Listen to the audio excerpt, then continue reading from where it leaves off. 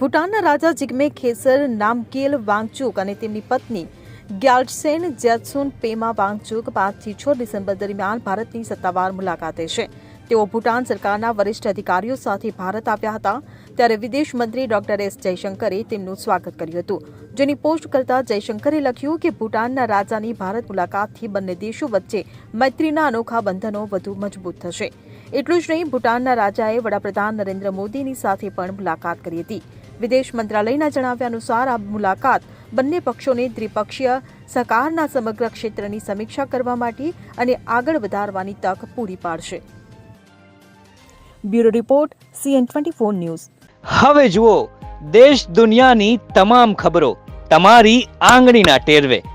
ઉઠાવો મોબાઈલ અને Google Play Store પરથી ડાઉનલોડ કરો અમારી CN24 ન્યૂઝ મોબાઈલ એપ.